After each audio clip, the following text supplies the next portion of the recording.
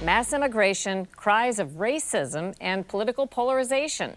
It's not just happening in the U.S., it's the story across Europe where Western societies are faced with a sudden influx of immigration and refugees. Eric Kaufmann is studying the global trends. He's a professor of politics at Birkbeck College, University of London, where we spoke with him. His book is White Shift, Population, Immigration, and the Future of White Majorities. If you could describe in really simple terms to perhaps a young person who has no global view of what's happening demographically, politically, and with immigration, how would you synopsize it? Well, essentially, we are going through very rapid demographic transformation in the West, ethnic change. For psychological reasons, some people are fine with that, and some people find that to be unsettling. And that difference between the people who embrace and like change and those who find it unsettling is reshaping politics. Some people just prefer stability, continuity, and other people prefer change, and that's kind of reordering our politics. You don't think that attachment to one's own culture equates to racism against another? Correct, yeah. So I think that attachment to one's own is not the same as feeling superior or hating the other, which I think is racism. Now, of course, it is possible to be attached to your own group and therefore discriminate in favor of your own when you're hiring, which is racism. So I'm not discounting that, but I think they've been mistakenly squashed together, partly because the definition of racism, I think, has been expanded to encompass things such as wanting less immigration, for example.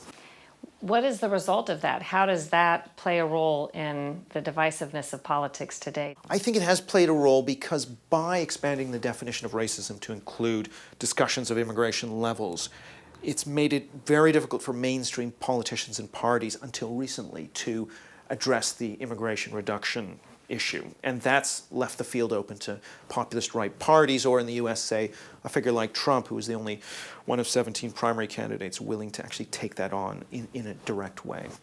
What percentage of the population is concerned about immigration in a way that's not necessarily racist?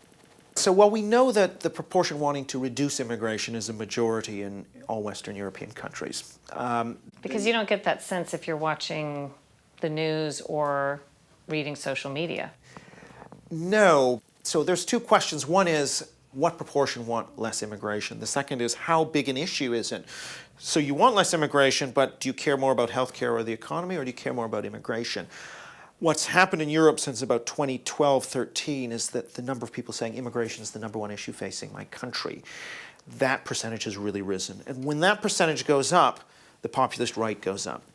And in Europe, what we find, again, is with the peak of the migrant crisis in 2015, you had almost 40% of Europeans saying immigration is the number one issue.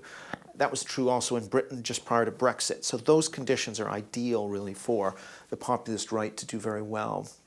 Is there a message in your book, or did you try to leave with some sort of thought or overarching theme? I do think there will have to be some acknowledgement that part of the population wants slower ethnocultural change. Part of the population is happy with the current rate.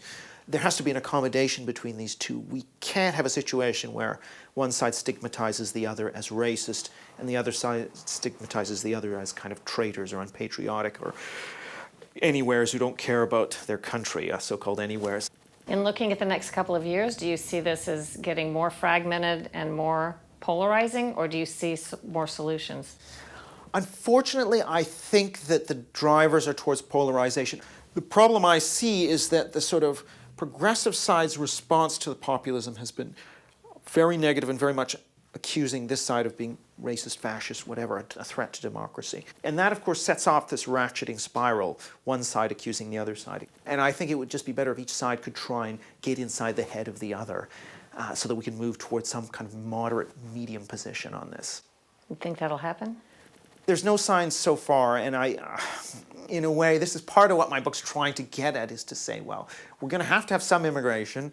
We're not going to have an open door. It's not about open versus closed, it's about how fast. We can't go quite as fast as we would like, and there has to be some slowing down of migration-led change and maybe a different narrative from the one that's just about diversity and change to one that's saying, okay, well, it's okay to identify with diversity and change, and it's okay to identify with stability and continuity. That's fine too. I think if we can get to that place, then we can start to sort of let some of the steam out of this debate. Kaufmann describes himself as a liberal and is an immigrant to the UK. He was born in Hong Kong and raised in Japan and Canada.